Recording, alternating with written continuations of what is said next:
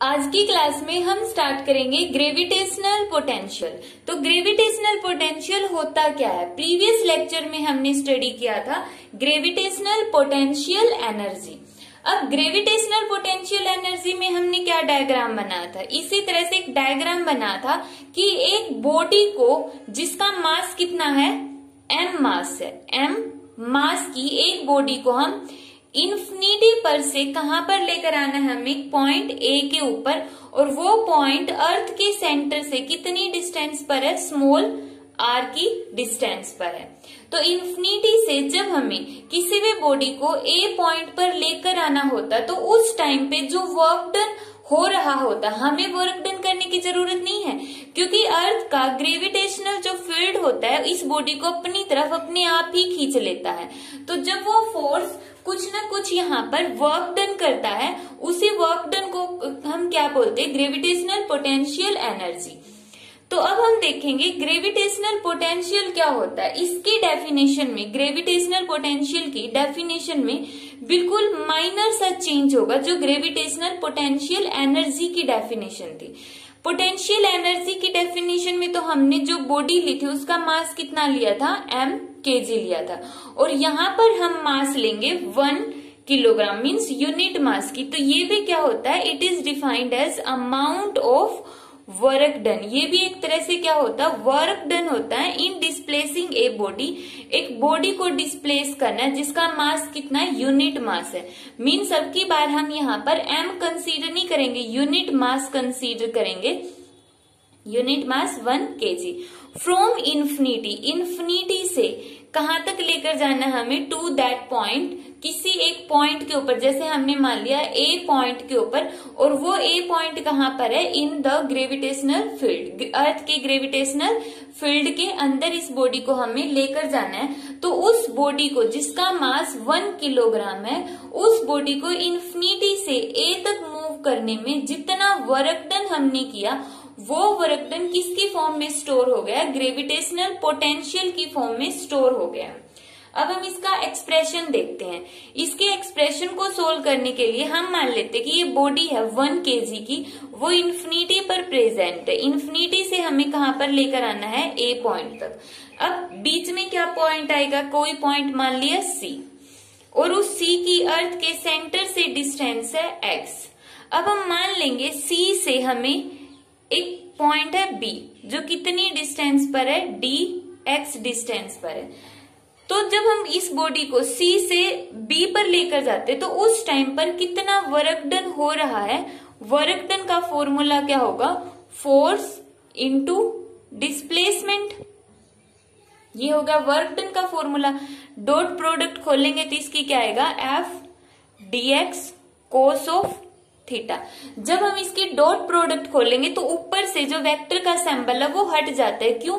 क्योंकि dot product खोलने के बाद क्या होता है? एफ का मैग्नीट्यूड, डिस्प्लेसमेंट का मैग्नीट्यूड और कोस ऑफ थीटा, और इसको हम क्या लिख सकते हैं? मैग्नीट्यूड और वेक्टर मीन्स एक नंबर आएगा, तो F dx cos of theta. तो इसलिए यहां से हम वेक्टर का सिंबल हटा देते हैं।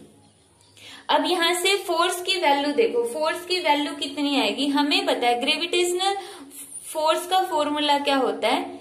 G, यहां पे आएगा force F G m small m divide by r square. अब यहाँ पे जो बॉडी हमने ली उसका मास कितना लिया? 1 लिया, तो स्मॉल m की जगह तो हो जाएगा 1 किलोग्राम। तो ये तो फिनिश हो गया यहाँ पर।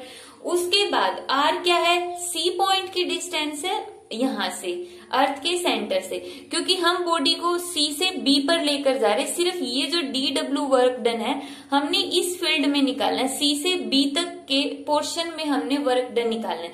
इस टाइम पे जो C पॉइंट के अर्थ के सेंटर से डिस्टेंस है वो कितनी हो जाएगी? x। तो यहाँ पे क्या लिखेंगे हम? x का स्क्वायर। तो वैल्यू पुट करेंगे dw is equal to gm divide by x square, यहाँ पे आएगा dx, डॉट नहीं आएगा, मल्टीप्लाई में सिंपल। अब यहाँ पे कोस ऑफ एंगल कितना आएगा? एंगल किस किस के बीच में है? फोर्स और डिस्प्लेसमेंट के बीच में। तो यहाँ पे फोर्स और डिस्प्लेसमेंट में एंगल कितना हो गया? 0 डिग्री। 0 डिग्री क्यों हुआ? क्योंकि देखो बॉडी है वो कहां से कहां तक जा रही है, सी से बी की तरफ जा रही है। जो बॉडी की डायरेक्शन है मूवमेंट की वो भी इसी तरफ है, और जो अर्थ फोर्स लगा रही किसी भी ऑब्जेक्ट को अपनी तरफ खींचने का, तो जो फोर्स की डायरेक्शन है वो भी इसी तरफ है। तो यहाँ पे एंगल कितना हो गया 0, और cos 0 कितना होता है 1 होता है। तो यहाँ पर हमने पुट कर दिया वर्क डन, ये cos 0 = 1। अब जो ये वर्क डन है ये तो कितना है, सिर्फ जब हम C से B तक मूव करते हैं। हमें वर्क डन कहां से निकालना है, इन्फिनिटी से लेकर A तक। तो टोटल वर्क डन के लिए हम क्या कर देंगे, इंटीग्रेशन कर देंगे। इंटीग्रेशन की लिमिट कहां से कहां तक आएगी, इंटीग्रेशन हो रहा है कहां से जाती है बॉडी, उसकी इनिशियल पोजीशन, नीचे क्या लिखते हैं उसकी इनिशियल पोजीशन। इनिशियली वो कहां पर था, इन्फिनिटी पर था, और फाइनली वो कहां पर पहुंच गया, ए पोजीशन पर पहुंच गया। फाइनल पोजीशन उसकी सेंटर से कितनी है, r डिस्टेंस। तो यहां पर पुट कर देंगे हम स्मॉल r। अब हम इसको इंटीग्रेशन सोल्व करेंगे। इंटीग्रेशन की वीडियो हमने डाल दी है, जिसको नहीं आता वो दोबारा से देख सकता है। इंटीग्रेशन होगा इन्फिनिटी से r, यहाँ पे क्या बच गया dx/x²। जब हम इसको सोल्व करेंगे तो क्या आएगा gm, और इसका इंटीग्रेशन सोल्व करने के बाद आ गया 1/x, और लिमिट आ गई इन्फिनिटी से r। तो यहां से इंटीग्रेशन और डिफरेंशिएशन एक दूसरे को कैंसिल करके कितना आ गया, वर्क डन w। तो यहाँ पे आ गया gm। अब माइनस है, माइनस साइन को बाहर ले लेंगे, अंदर क्या बच गया 1/x। लिमिट अप्लाई सबसे पहले हम कौन सी करते हैं, अपर लिमिट। अपर लिमिट क्या है, स्मॉल r, फिर माइनस में सिंबल आएगा, और फिर लोअर लिमिट। x की जगह लोअर लिमिट कितनी हो गई, इन्फिनिटी हो गई। तो यहां पर कितना आ गया, माइनस gm डिवाइड बाई कितना है यहाँ पर 1/r, और 1/इन्फिनिटी कितना होता है 0। तो वर्क डन कितना आ गया, यहाँ पर वर्क डन की वैल्यू आई है -gm divide by r।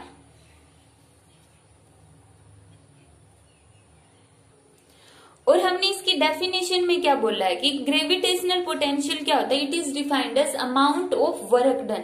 Work done जितना हमने किया उसी को हम पोटेंशियल मानेंगे। अब माइंड में क्वेश्चन क्या आएगा कि वर्क डन को तो हमने ग्रेविटेशनल पोटेंशियल एनर्जी कंसीडर किया था लास्ट टॉपिक में, फिर हम यहाँ पे ग्रेविटेशनल पोटेंशियल क्यों मानकर चलते, क्योंकि यहाँ पर हमने क्या कर दिया। अगर मैं इसको शॉर्ट में समझाऊं, देखो यहाँ तक कंप्लीट हो चुका है, एक बार इसको ही देख लो।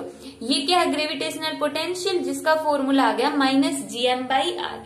इसकी यूनिट हम यहां से भी निकाल सकते हैं, वरना इसकी यूनिट के लिए हम दूसरा फॉर्मूला लेंगे। अब इसको हम रब कर लेते हैं इस साइड वाले पोर्शन को। डेरिवेशन मीन्स जो इसका एक्सप्रेशन है वो यहाँ पर कंप्लीट हो जाता है ग्रेविटेशनल पोटेंशियल का। अब हम इसका रीजन देखेंगे कि वर्क डन को हमने पहले टॉपिक में तो ग्रेविटेशनल पोटेंशियल एनर्जी मानना था, और इस टॉपिक में हम ग्रेविटेशनल पोटेंशियल बोल रहे हैं। तो दोनों में डिफरेंस क्या हुआ, देखो जो पोटेंशियल एनर्जी थी उसका फॉर्मूला क्या था, -gm डिवाइड बाई r।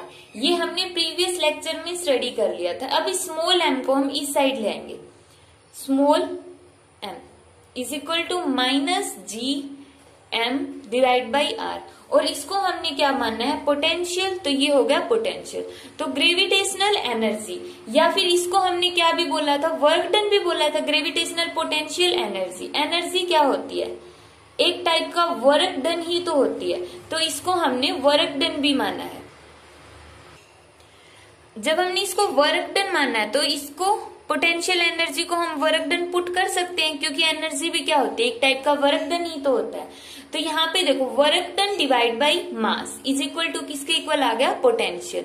तो यहाँ से V is equal to work done divide by mass, और इस केस में हम मास को कितना मान रहे हैं, 1 मान रहे हैं, तो W/1 kilogram is equal to V।